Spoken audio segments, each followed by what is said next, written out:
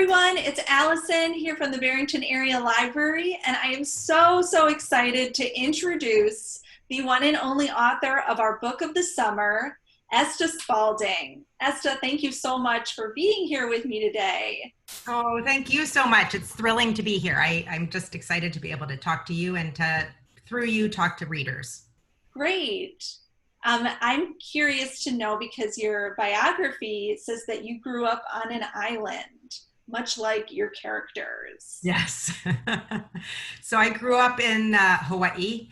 I grew up on Oahu, which is the island that has the capital, Honolulu, but I grew up on the other side of the island, on the other side of a mountain range in a town called Kailua, which is also where President Obama grew up, or for some of his childhood. So it now has a claim to fame. So I'm from there, and I had a bunch of siblings, sort of loosely like the siblings in the Fitzgerald-Trouts. Which Fitzgerald-Trout do you think you are most like? I am very much like Kim. I am a list maker. I have been my whole life. I'm such a list maker, and I was when I was a kid too, that I will sometimes write down a thing I did already just so that I can have the satisfaction of checking it off of my list, which is something that Kim does for sure. And I'm a worrier, and I was the oldest of all my siblings, so I spent a lot of time kind of worrying about each of them as well, which is something that Kim does in the book. And I sort of have a piece of me in all of them, I think, as every writer does, but I think Kim is the one that most seems like me. Do you love fonts like Pippa does? That is something that was really true about my daughter. She was crazy about fonts. I wrote these books right at the time that she was about Pippa's age, and she was always wanting to go on the computer and type out words and then try different fonts out. And we would be driving along, and we live in Los Angeles now, and every sign we passed, which was all the time, she would be able to name the font. And then, in fact, there was one store, I think it was Blick Art Supplies, that had these little prongs on the letters so that pigeons wouldn't land on it, and she called it pigeon font. So that's something that Pippa does in the books. Oh, wow. That's so cool that that's your daughter. Well, she kind of is, but my daughter doesn't have a temper like Pippa has. That is a little bit more me when I was younger. I had a bit of a temper, and also my sister. So, when you're writing things, you kind of look around and you make up a character, but you're taking things from different people that you know and that people that you love, but that you have noticed things about. Yeah. Was there anything else about the Fitzgerald-Trouts that was like your childhood?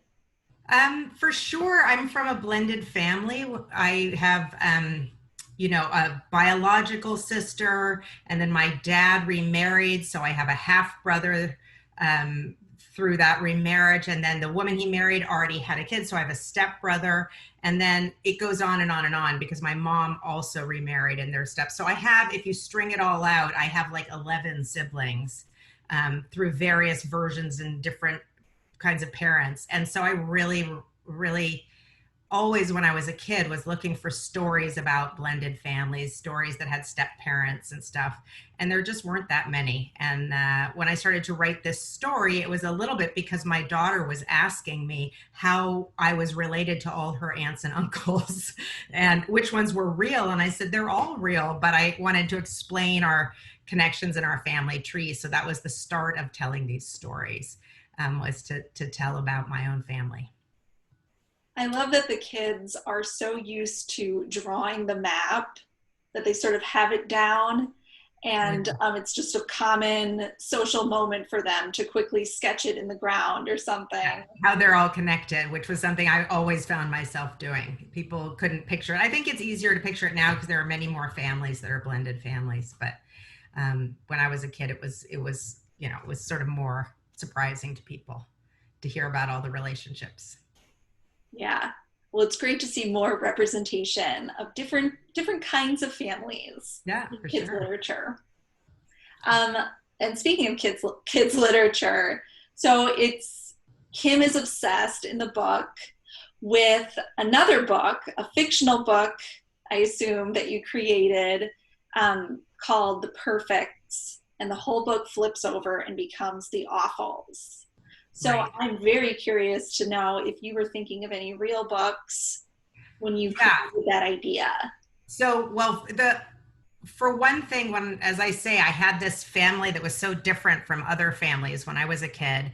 And I was also given by someone this book that was called the Goody Naughty book, which I actually dug up and found today to show you. So this is the Goody Naughty book. And there was one side that was the goody children and one side that was the naughty children. And whenever I read it, the children were so perfect on one side, and they were so not like me or any of my siblings that the book always enraged me. So I'll show you this is the, you can open the goody side of the book, and it's upright, and well, you can see I've torn it. I must have been really angry that day. But it has all kinds of illustrations right side up of all the things that the goodies are doing. And then you flip the book over, and there is the naughty side of the book. And that's upright with all the things that the naughty children are doing. You can see I have not torn these pages as much. The naughties, I guess I liked more. And then the very funny thing that happens in the middle of the book is that you get to this page where you have to turn it over, right? So this was the book that I was thinking about when I thought about the perfects and the awfuls. And I loved those awfuls. The awful children were much, much, much more interesting in my mind. And I think for Kim, with her family being what they are, she relates more to the awfuls too, but she so wants to be one of those perfects. I loved the idea of the awfuls too. And I love awful people in books. They're so much more fun to read about. Absolutely. I mean, if you think about the word awful, it's full of awe. You're awestruck by these people. They're doing so many outrageous things. So the awful people leave you full of awe, and then the perfects, well, not interesting. At least that's the way I feel. Are there other books from your childhood or children's books you've read contemporarily that you really like? Or I think when I was working on the Fitzgerald-Trouts, I think one of the things that was really fun to do was to think, you don't read a lot of books with terrible parents. And I didn't have terrible parents. I had terrific parents, but I loved Roald Dahl because he always let his characters, kind of the parents, be out of control, and the kids really were the ones who knew everything and had all the wisdom and all the love. And I found that just really, really, really fun to write. So I thought, if I'm going to have these wild kids who are having adventures on their own, I could do what a lot of books do, which is make them orphans. So that they're on their own. But maybe there's a different way instead of the orphan thing to do that. And that is to actually make the parents villains like they are in a Roald Dahl book. So that was sort of fun. And I thought a lot about how, each of the parents is just kind of, they aren't really bad people, but they each just kind of love the wrong thing. One of them loves money, and one of them loves herself and her singing career. One of them loves his pets, and one of them loves his job, his scientific research. They just don't love the proper thing in the world, which is each other and their children. And that what's so awesome about the Fitzgerald-Trouts, and the reason it was so fun to be with them for all the years that I've been writing the story, is that they just love each other in spite of all their arguments, and they know how to love the right things in the world. And those are fun characters to write. So I thought, wouldn't it be fun to sort of watch the parents have to kind of learn from the kids in a way? Because I know when I was a kid, it felt like that. It felt like I had to teach people, the grown-ups a lot of lessons. They had a lot to learn. It's so true that the kids' love for each other and the way they're connected it's so subtly presented, but so clear and true. And I just read the third book. Oh, great. And yeah. And that was the book, not to spoil it too much for anyone, but the main conflict is actually sort of between the kids in a way. Yeah. Where they're starting to change, and their sort of cohesion is threatened. It's really interesting to read that story after reading the first and the second, and you think, oh yeah, these kids were so tight and so lovingly connected to each other. Yeah, in the first couple of books, like I say, they have other sources of stress in their life, so it really unites them. And then by the last book, again, a little bit of a spoiler alert, they find a place that's home, and that means that they don't have to band together in the same way. And all of the questions about what loyalties they owe each other and how do they defend each other and what matters between them are much more tested in a way. And I feel like the last book is much more about how home is really your family. It's not necessarily a roof over your head. It's the people that you're connected to. So that was like, I don't know, the kids in each of the books were kind of leading me along and teaching me lessons about, even though I'd started out by thinking I was writing about my own childhood and my own brothers and sisters and people I knew, I sort of found them kind of becoming their own people. And then by the third book, they're helping me figure out things in a way that was really, really fun. And they sort of are talking to you or someone, because the narrator, particularly in the first book, is very much a part of the story, and we meet her. And so I'm curious to know, who that woman is. Is it you? Is it sort of a fictional you, or is there some of her that's in you? Well, I'm a screenwriter. I do write for TV, and she writes for a TV show called Ham. And I am married to a scientist, and she is married to a scientist. And there was something really fun for me in pretending, because as I said, I was writing a lot of stuff about being a kid on an island. I had so many of the adventures that the Fitzgerald-Trouts have, like just going swimming in mud. I mean, the number of things that they do that I did when I was little, or it's so many memories of my childhood on an island. And I didn't want to write it like a memoir. I wanted it to be sillier than that. I wanted it to be funner than that. So then I thought I could also make myself an adult in it who's watching all of these things, and who's kind of a little bit of a grumpy adult who doesn't necessarily like kids, and has to have the kids sort of bring her around a little bit, and win her over. And that was it was just fun. I'm a full-time writer. Like I said, I write for TV. And so sometimes when you start writing something, you're just writing it purely to be having the fun of imagining that thing. And that kind of grumpy narrator who has her own life stresses and issues was really, really fun part of the book for me. Yeah. If it really was truly 100% you in this world, what do you think you would tell the Fitzgerald-Trouts? More and more and more as I wrote those books, I realized that they had a lot to tell me, and that honestly, the act of writing the books was a little bit more me, the grown-up, cynical screenwriter, hearing and remembering everything that kids already know about the world. All the ways, I don't think that kids are angels. I don't think kids are all the goodies or anything, but they know so much about truth about the world and about taking care of each other. And they have so much strength and resilience, and that, again, the books are almost more advice for grown-ups on the world from the kids than a grown-up like me being able to tell them anything. But I guess I would say, if pushed, I would say, hold on to exactly what you know as a kid about loving people and taking care of each other, and joy and fun, and how important it is to play and have a good time and not be serious. Hold on to all that stuff your whole life. Like, keep that kid part of yourself, because the books are, in a way, trying to remind the adults about that. That's great to hear. We always try, when we pick our book of the summer, we try to find a book that has a lot of appeal across generations. And this book was definitely appealing to me as an adult reader, I think because I saw so much wisdom in those kids, and